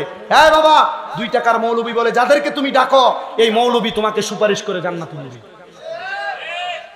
মৌলবীর এক কাপ চা খাওয়াও, লাভ হবে। মৌলবীর একটা সালাম দাও, লাভ হবে।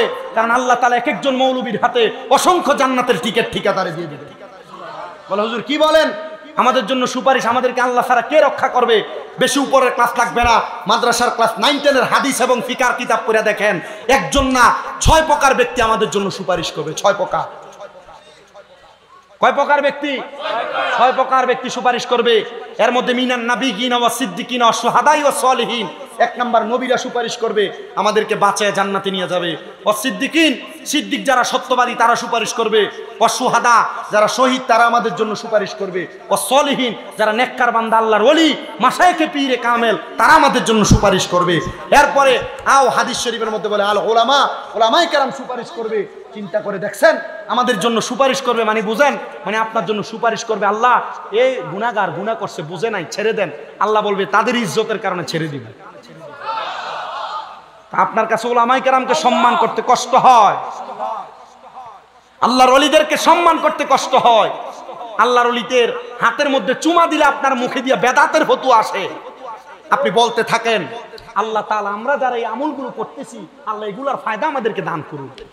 আর এই আবু দাউদ শরীফের হাদিস শরীফ পড়ে দেখলাম মা বাবা এবং উস্তাদ যারা ওনাদের পায়ের মধ্যে চুমা খাওয়া যায়।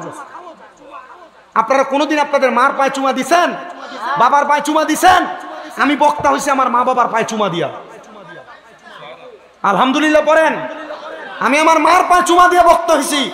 আমি কামেল 2য় বর্ষে পড়ি ফেকাতে, আর 6টা মাস গেলে নামের আগে মুফতি লাগা যাবে। তো মুফতি হওয়ার মতো যোগ্যতা আমার নাই, শুধু পরীক্ষা দিচ্ছি। আমি এতটুকু বিশ্বাস করি আমার মার পায়ে বাবার পায়ে চুমা দেওয়ার কারণে আল্লাহ তাআলা আমাকে সম্মানের আসনে এতে প্রধান বক্তা বানায়া কোথায় 9 ঘন্টার রাস্তা। নারে রিসালাত, আয় না নারে রিসালাত, মুখ দিয়ে অভ্যাস নাই, এখন থেকে নারে রিসালাত বলবো। মারহাবা পড়েন। মা বাবার পায়ে চুমা দিবা ইনশাল্লাহ। মানুষের সামনে এখন যে সমাজ, মানুষের সামনে দিও না, মানুষ মনে করবে সেজদা দেয়, যেন মানুষ এটা সেজদা না বুঝে। আমি যেদিন আমার আব্বার পায়ে চুমা দিছি, আমার আব্বা কয় দেখ পোলা কি পাগলামি করে।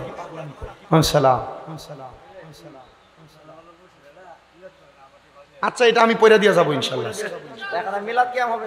সব হবে। আপনাদের অসুবিধা হবে, কষ্ট হবে?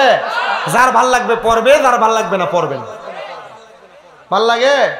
হ্যাঁ আমি জানি শেরপুরের মানুষের ভালো লাগে। আল্লাহ কবুল করেন, আমিন পড়েন। মিলাদ কিয়াম যেমন দাঁড়ায় করবেন, নবীর শানে কেউ যদি গুস্তাকি করে তার বিরুদ্ধে একসাথে মাঠে নামবেন।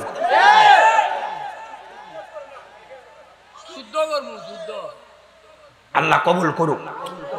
যুদ্ধের দরকার নাই, আমার ভাল লাগে, আমি মুহাব্বতে দূর যে পড়ে না এটা এর মা। এ পাগলার হাতে যদি একটা লাড়ি থাকতো আমি চিন্তা করি বাইরে তো মানুষ। তাহলে আমার বাবারা, আমি আমার ওয়াদের যে জায়গায় ছিলাম, নবী রাহমাতুল লিল আলামিন নবী দুনিয়াতে আগমন করেছেন কি পরে? দুনিয়ার পোশাক না জান্নাতের পোশাক? জান্নাতের পোশাক পরে দুনিয়াতে আগমন করেছে। আমার নবীজির আম্মা জান বলে জগতের মানুষ শুধু আগমন করে নাই, আমি আমিনা তাকে দেখলাম দুনিয়াতে সন্তান আগমন করলে ওই সন্তানের মাথা আগে দুনিয়াতে আসে। কিন্তু আমার নবী মুহাম্মদুর রাসূলুল্লাহ যখন আগমন করলো, নবীজির কদম মুবারক আগে জমিনের মধ্যে লাগছে। আর নবীর কদম মুবারক যখন জমিনে লাগছে, তখন মক্কা নগরীর যেই নদীর মধ্যে পানি ছিল না, আল্লাহ তাআলা নবীর কদম মুবারকের সাদকায় পানি দিয়ে দিছে। যে গাছের মধ্যে ফল ছিল না, ওই গাছের মধ্যে ফল দিয়ে দিছে। যে গাছের মধ্যে পাতা ছিল না, নবীজির কদমের সাদকায় আল্লাহ তাআলা ওই গাছের মধ্যে ফুল আর ফল আর নদীর মধ্যে পানি দিয়া দিছে। জোরে বলেন সুবহানাল্লাহ। নবী যখন দুনিয়াতে আগমন করলেন, নবীর ফুফি আম্মা বলেন আমি তাকে দেখলাম মুহাম্মাদুর রাসূলুল্লাহর ঠোঁট মোবারক পটপট করে লড়তেছে। আমি দেখলাম রে দুনিয়ার কোন সন্তান জন্ম নিলে ওয়া ওয়া করে কান্না করে, কিন্তু মুহাম্মাদুর রাসূলুল্লাহর ঠোঁট মোবারকটা কেমন জানি নড়াচড়া করতেছে। নবীর ফুফি আম্মা বলে আমি মুহাম্মাদুর রাসূলুল্লাহর কানের সাথে কান, মুখের সাথে কানটা লাগাইলাম। আমি দেখলাম জন্মের পরে মুহাম্মাদুর রাসূলুল্লাহ ইয়া রাব্বি হাবলি উম্মতি উম্মতি বলে কান্দে। জন্মের পর থেকে উম্মতি বলে কান্দে। এ জঙ্গলদির বাবা, ওই উম্মতি বলে কান্দওয়ালা নবীর মাদ্রাসার মাহফিলে বসেছেন আপনারা। ওই উম্মতের চিন্তা করে নবীর মাদ্রাসায় আপনারা বসেছেন। আরে মাদ্রাসার মধ্যে যে তালেবুল ইলমরা পড়ালেখা করে, তারাই তাদের সিনার মধ্যে নবীর কোরআনের শিক্ষা, নবীর হাদিসের শিক্ষাগুলা নিয়ে আপনার জন্য দোয়া করবে। আজকের ওই মিলাদুন নবীর মাহফিল আপনারা যারা বসেছেন, আপনাদের লাভটা কি হবে? নবী আমার যখন প্রাপ্তবয়স্ক ইসলামের দাওয়াত দেন, নবীজির চাচা নাম তো আপনারা অনেকে শুনেছেন আবু তালেব আর আবু লাহাবের কথা, কিন্তু এরা নবীর উপর ঈমান আনেন নাই। কিন্তু আমার নবীজি যখন দুনিয়াতে জন্মগ্রহণ করেছে, নবীজির চাচা আবু লাহাব অথবা আবু তালেব, দুইটা নামের একটা আমার মনে পড়তেছে না হাদিস শরীফে বাণীটা। নবীজি তখন স্বপ্ন দেখলেন নবীজির চাচা জাহান্নামের আগুনের মধ্যে জ্বলতেছেন। আমার নবী প্রশ্ন করলেন, এ চাচা আপনার কবরে কেমন অবস্থা, আপনার সঙ্গে কবরে কেমন আচরণ করা হয়? উনি বলে আমার সঙ্গে কবরে বড় কঠিন আচরণ করা হয়, কিন্তু যেদিন সোমবার দিন আগমন করে, আমি চাচার মুখের মধ্যে আমার ডান হাতের শাহাদাত আঙ্গুলটা যখন ঢুকাই, আমার মুখের মধ্যে আমি একটা শান্তির শরাব পান করি। এ চাচা কেন গো, কেমনে আপনি শান্তি পাইলেন জানতে চাই। উনি বলে অন্য কোনো কারণে আমি শান্তিটা পাই না, একটাই মাত্র কারণ গো, একটাই মাত্র কারণ। যখন আমার কাছে আমার একটা দাসী ছিল যার নাম ছিল সুহাইবা, ওই সুহাইবা আমি চাচার কাছে আইসা বলেছে, নবীর চাচা হযরত আব্দুল্লাহর ভাই, আপনার ভাইয়ের স্ত্রী আমেনার গর্ভ থেকে আপনার ভাতিজা আগমন করেছে। আর আমি নবীর চাচা আমার ডান হাতের শাহাদাত আঙ্গুল দিয়ে তার এইভাবে ইশারা দিয়ে বলছি তোমাকে আযাদ করে দিলাম। আর আমার আল্লাহ তাআলা নবীর জন্মে খুশি হইয়া দাসীকে আজাদ করে দেওয়ার কারণে আমি চাচাকে সোমবার দিন আনন্দ, সোমবার দিন কবরের আযাব মাফ করে রাখে। চিন্তা করে দেখেন, নবীর চাচা ঈমান আনেন নাই, নবীর আগমনে খুশি হওয়ার কারণে আঙ্গুলের ইশারা দিয়ে দাসী মুক্ত করে দেওয়ার কারণে আল্লাহ তাআলা নবীর চাচাকে কবরের মধ্যে আযাব থেকে মুক্ত রাখেন। তা আমরা নবীর উম্মতেরা যদি নবীর মিলাদুন নবীতে খুশি হইয়া মাহফিল করি, তাহলে আমার আল্লাহ তাআলা আমাদেরকে কতটুক বড় বড় নিয়ামত দান করবে চিন্তা করে দেখেন। এ আমার জঙ্গলদির বাবা, ওই নবী রাহমাতুল লিল আলামিন নবীর উপরে আল্লাহ তাআলা কোরআন নাজিল করেছেন। ওই কোরআনের একটা আয়াতে কারিমা আল্লাহ তাআলা কোরআনুল কারিমে বলেন, ওয়া আবুদুল্লাহ ওয়া লা তুশরিকু বিহি শাইআন ওয়া বিল ওয়ালিদাইনি ইহসানা। আল্লাহ তাআলা ওই নবীর উপর নাজিলকৃত কোরআনে ঘোষণা করেছেন, তোমরা আমি আল্লাহর ইবাদত করো, ওয়া লা তুশরিকু বিহি শাইআ, তোমরা আমি আল্লাহর সঙ্গে কোনো কিছুর মধ্যে অংশীদার শিরিক করো না। আর আমার আল্লাহ তাআলা বলেন ইহসানা, তোমরা তোমাদের মা বাবার প্রতি ইহসান করো। আমি আমার ওয়াজের শেষের দিকে যাচ্ছি। এ বাবা, আল্লাহর কোরআনে তিনটা জিনিসের কথা বলেছে আল্লাহর ইবাদত করার জন্য। 2 নাম্বার শিরিক যেন না করে, শিরিক যেন না করে। আর 3 নাম্বার মা বাবার খেদমত, মা বাবার প্রতি ইহসান করার জন্য। সন্তানের দল আল্লাহর ইবাদত করলেন না, ওই 2টা করলেন আপনি জাহান্নামী। আবার 2টা করলেন মা বাবার খেদমত করলেন না, আপনি জাহান্নামী। এই জন্য আপনাদের সবার কাছে আপনার বাবা, আপনারা যদি আমার আল্লাহ তাআলার কাছে প্রশংসিত এবং দামি হইতে চান, আপনারা দুনিয়াতে নামাজ রোজার পাশাপাশি শিরিক মুক্ত থাকার পাশাপাশি আম্মা আব্বার বড় খেদমত করবেন। আজকে আপনাদের এখানে আসার সময় আমি যখন এলেঙ্গা পার হয়ে কালীহাতের দিকে ঢুকতেছি, একটা ছেলে যশোর থেকে আমার ফোন দিয়া বলে, হুজুর আপনি একটু আমার আম্মার জন্য দোয়া করবেন। আমার বড় ভাই আমার আম্মা জানকে মাইরা ঘর থেকে তাড়াইয়া দিছে। হুজুর এখন আমার মা কোথায় আছে আমি জানি না। আমি চিন্তা করলাম যশোরের ছেলেটার মতো কত মা পাগল সন্তানেরা তাদের মা হারাইছে, কত বাবা পাগল সন্তানেরা তাদের বাবাকে হারাইছে। আমি জানি না আজকের জঙ্গলদি জান্নাতের বাগান মাহফিলে কোন সন্তান জানি তাদের মা হারাইয়া বসে গেছে। আমি জানি না আজকের জান্নাতের বাগানে কোন সন্তান জানি তাদের বাবাকে হারাইয়া বসে গেছে। এ সন্তান তোমার মা বাবা কবরে কেমন আছে তুমি সেই খবর জানো না। সন্তান মনে রাখবারে ওই মা বাপকে দুনিয়াতে বাইচা থাকলে খুশি করার চেষ্টা করবা। কারণ আল্লাহর নবী হাদিসে মুবারাকার মধ্যে বলতেছে, রেদার রব্বি ফি রিদাল ওয়ালিদাইন, মা বাবার সন্তুষ্টিতে আমার আল্লাহ তাআলা সন্তুষ্ট হয়ে যায়। এ যুবক ভাই, এ মুরব্বি বাবা, তোমরা অনেকেই তো তোমাদের মা বাপরে ধমক দাও, তোমরা অনেকেই তোমাদের মা বাপরে উঁচা গলায় কথা বলো। তোমার কি লজ্জা শরম লাগে না রে? কেন তুমি তোমার মা বাবার ধমক দাও? সন্তান দে তোর পাও আমার সামনে দে। কেউ যদি ওই মা বাবার মনে কষ্ট দিয়া থাকো, আমি আমার জিহ্বা দিয়া তোমার পাওটা পরিষ্কার করে দিব। তবু ওয়াদা করবা ওই মার পায়ের মধ্যে ধরে ধরে মাপ চাইবা। হায়রে, আজকের মাহফিলে এমন অনেক সন্তানেরা বসে গেছে, তাদের মা বাবা তারা বড় কষ্ট করে মানুষ করছে। এ সন্তান, তোমার আব্বা জান ঈদের সময় নতুন কোনো জামা কাপড় পরে নাই। তুমি সন্তানকে নতুন জামা কাপড় কিনা পরাইছেন, কিন্তু তোমার আব্বা জান তোমার নতুন জামা কাপড় কিনা দিছে। সন্তান, তোমার কাছে টাকার অভাব নাই, কিন্তু তুমি 500 টাকা দিয়া তোমার আব্বার একটা লুঙ্গি কিনা পরাইতে পারো না। পরাইবে কেমনে? তোমার আব্বা জান তো কবরের বাসিন্দা হয়ে গেছে। মার কাপড়ের আসলাটা চিরা ছিল, মার কাপড়টা চিরা, মা 10 মাস টাকা কাপড় আসলাতে বাইন্দা রাখতো, তুমি সন্তানকে দিয়া দিত। ওই মা পান্তা ভাত গুলা খাইতো না। তুমি সন্তান রোদ্র থাইকে স্কুল মাদ্রাসা কাজ থেকে আসতে তুমি খাইলে তোমার পেট ঠান্ডা হবে বলে রাইখা দিত। এখন ওই মা জননী কবরে, সন্তান তোমার ঘরে কত মেহমান খানা খায়, কিন্তু তুমি তোমার মার একটু খানা মুখে তুলা দিতে পারো না। হায় রে আমার বাবা, আমি জানি না এখানে এমন কোন সন্তান বসছে তার মারে বাদ দেয় না, তার বাবারে বাদ দেয় না।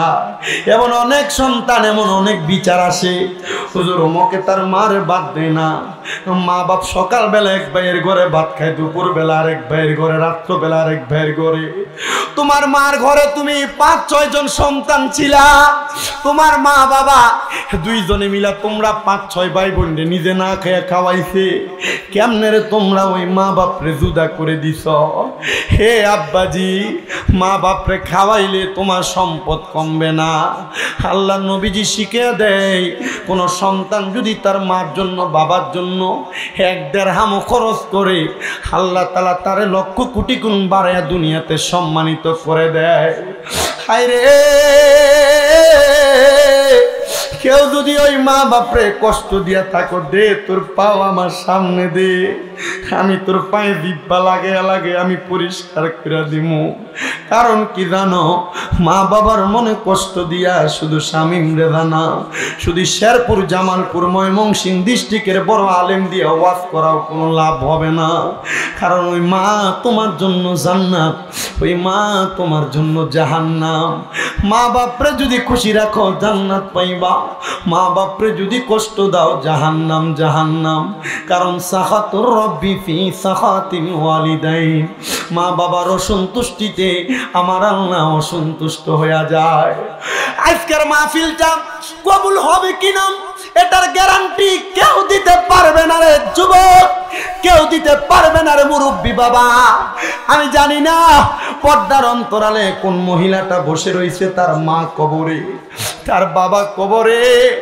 আজকের মাহফিল তখন মনে করবা কবুল হয়েছে যখন শুনবা এলাকার কোন মুরব্বী আগামীকালকে চা দোকানে বৈশা বলে, হ্যাঁ এই শামীম রেজা কুমিল্লা থেকে 9 ঘন্টা 9.5 ঘন্টা জার্নি করে আসছি। সে বলে গেছে মা বাবারে কষ্ট দিয়ে আল্লাহ তাআলা কষ্ট পায়, জান্নাত পায় না সন্তান। সন্তান যদি শোনো এলাকার কোনো মুরব্বী দোকানে বইসা বলে, হ্যাঁ আমার সন্তান কোনোদিন আমার সাথে কোনো বিয়াদবি করে নাই, তবুও আর শুনে যাই আমি বাবার পায়ে ধরে মাপ চাইছি, মনে করবা মাহফিল কবুল হয়ে গেছে। যদি কোনো মহিলা একজন আরেকজনকে বলে আমার সন্তান কোনোদিন আমার সাথে কোনো অন্যায় করে নাই, তবু আমার সন্তান ওয়াজ শুনে বাড়িতে যে আমার পায়ে ধরে মাপ চাইছে, মনে করবা মাহফিল কবুল হয়ে গেছে। বলে হুজুর, যাদের বাড়িতে বাবা আছে তারা বাড়িতে যাইয়া বাবার পায়ে ধরে মাপ চাইবে। আমার তো আব্বা নাই, আমি কার পায়ে ধরে মাপ চাইবো? এ সন্তান অনেকে চিন্তা করতেছো, হুজুর যাদের বাড়িতে মা আছে তারা বাড়িতে যাইয়া মার পায়ে ধরে মাপ চাইবো। হুজুর আমার তো মা নাই, আমি কার পায়ে ধরে মাপ চাইবো? আল্লাহ তুমি তাকে দেখো, এই শেরপুর জেলার অন্তর্গত শেরপুর সদরের জঙ্গলদি মাদ্রাসা ময়দানে কত এতিমেরা বসছে তার আর মা নাই, কত এতিমেরা বসছে তার আর বাবা নাই। আল্লাহর নবী বলে, কোন সন্তানের বাবা মা মারা যাওয়ার পরে ওই সন্তান যদি চোখের মধ্যে একটা পানি ফোঁটা ফালাইয়া দিয়া কান্দে, ওই পানি মাটিতে পড়ার আগে আল্লাহ তার মা বাবার জীবনের গুনাহ মাফ করে দেয়। এরে পর্দার আড়ালের মা, মা বাবার বাড়িতে গেলে আগে বাবা তোমার দিয়াইছো বইলা ডাক দিত, এখন বাবার বাড়িতে গেলে সবার মুখ দেখা যায় কিন্তু আব্বার মুখটা দেখা যায় না। মারে মা, বাবার বাড়িতে গেলে আগে মা তোমার টান দিয়া বুকে নিয়ে কপালটার ভিতরে চুমা দিত, মা গো বোরকাটা খুলিস পরে আগে 2টা লোকমা খায়ালো বইলা তোমার ডাক দিত। এখন মা কবরে, কেউ একবার খবর লয় না। আল্লাহ জানি না রে কার মা কবরে, জানি না রে কার বাবা কবরে কান্দি। এই মুবাজ্জল পাগলার মতো মা বাবারা যারা বসছ রে, আল্লাহর কাছে দোয়া করো, রব্বির হামহুমা কামা রব্বায়ানি সগীরা ওয়া কুর রব্বির হামহুমা কামা রব্বায়ানি সগীরা। আল্লাহ এতিম সন্তানগুলা তারার মারে তারার বাপরে এই শেরপুরের এই জঙ্গলদির গুরুস্থানে 3.5 হাত মাটির কবরে বিছানা না বিতে শোয়া দিতে, যেই মা দামি কাটে ঘুমানোর কথা, যেই বাবা দামি কাটা গায়ে দিয়া দামি কম্বল গায়ে দিয়া ঘরে ঘুমানোর কথা, আজ ওই মা বাবা কবরে মাপ চাই তোমার দরবারে গো আল্লাহ। এমন আম্মা আব্বার কবরে তুমি আর আযাব দিও না। সন্তান সন্তান, মা বাপ তোমার জায়গা জমি দিয়া গেছে, লাখ লাখ টাকা কোটি কোটি টাকা দিয়া গেছে। সন্তান, ওই টাকা পয়সা পাইয়া তুমি দুনিয়াতে বসবাস করো, ওই টাকা পয়সা পাইয়া দুনিয়াতে আনন্দ ফুর্তি করো। ওই মা বাবা কবরে কেমন আছে জানো না, ওই আম্মা কবরে কেমনে শুয়ে রয়েছে জানো না, ওই বাবা কবরে কেমনে শুয়ে রয়েছে জানো না। বাবা তুমি কেমন আছো ছোট মাটির ঘরে, তোমার কথা হৃদয় মাঝে পড়ছে বারে বারে। বাবা গো ও বাবা, বাবা গো ও বাবা। আগে কোনো অন্যায় করলে বাবা তোমার ডাক দিয়ে বাড়ি নিয়ে যাইতো, বাবা তোমার ধমক দিত। এখন অন্যায় করো, ডাক দেওয়ার মতো কেউ নাই, কে দিব বাপ দি কবরে। আগে এক বেলা ভাত না খাইলে মা তোমার ডাক দিয়া বলতো, পেটটা দি পিঠের সাথে লাইগা গেছে, হে সন্তান একটু খানা খাও না কেন।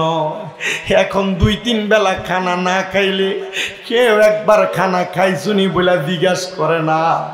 হে সন্তান, আব্বা আম্মা যেই বাড়ি দিয়া গেছে, চিন্তা করো যদি না দিয়া যাইতো, যদি ভাড়া থাকতা, মাসে যদি 5,000 টাকা করে ভাড়া দিতা, 12 মাসে 60,000 টাকা ভাড়া লাগতো। ওই মা কবরে চলে গেছে, ওই আব্বা কবরে চলে গেছে। বাজারে কত সুন্দর সুন্দর আপেল আঙ্কুর মালটা আছে, আব্বা আম্মার একটা আপেল কিনা খাওয়াইতে পারো না। হে সন্তান, আব্বাকে নিজের রাস্তায় কোনো ভালো খানা দেখলে নিজে খাইতো না, লুঙ্গির খোটে কইরা নিয়ে আসতো। আব্বা নিজে খায় নাই, এখন তোমার কাছে টাকার অভাব নাই, তুমি ওই আব্বারে একটু ভালো খাবার খাওয়াইতে পারো না, বাবা কবরে। আরে মা বাপরে যদি খাওয়াইতা, মাসে যদি বাবা মার পেছনে 2,000 টাকা করে লাগতো, 12 মাসে 24,000 টাকা লাগতো। মা বাপ যে কবরে চলে গেছে, মা বাপ যদি বাইসা থাকতো, ঔষধ যদি কিনা খাওয়াইতা মাসে 1,000 টাকার, 12 মাসে তো তোমার 12,000 টাকা লাগতো। এই জঙ্গলদির মাদ্রাসাটা এমন ভাঙ্গা চূড়া পড়ে আছে, একটা সন্তান কি আসো দাঁড়াইয়া বলবা, হুজুর আমার মা কবরে কেমন আছে আমি জানি না, বাবা কবরে কেমন আছে আমি জানি না। আল্লাহ তাআলা আমার আব্বা আম্মার কাছ থেকে আমার অনেক সম্পদ দিছে, বাবা মা থাকলে খাওয়াইতাম। আমি একটা সন্তান, আমার আব্বা আম্মার জন্য দোয়া চাই। আমি এই মাদ্রাসার জন্য 10,000 টাকা দান করব। পারলে নগদ এখন দিবেন, না পারলে 1 মাস পর, 2 মাস পর, 5 মাস পর দিবেন, 1 বছর পর দিবেন। একটা সন্তান শুধু ওয়াদা করেন, হুজুর আমি আমার মাকে বড় ভালোবাসি, বাবারে বড় ভালোবাসি, আমি 10,000 টাকা দিব 1 নাম্বার। আছেন নাকি কোনো ধন্য মায়ের ধন্য সন্তান, ধন্য বাবার ধন্য সন্তান, এই মাদ্রাসার জন্য 10,000 টাকা দান করবেন? আপনি শুধু চিন্তা করবেন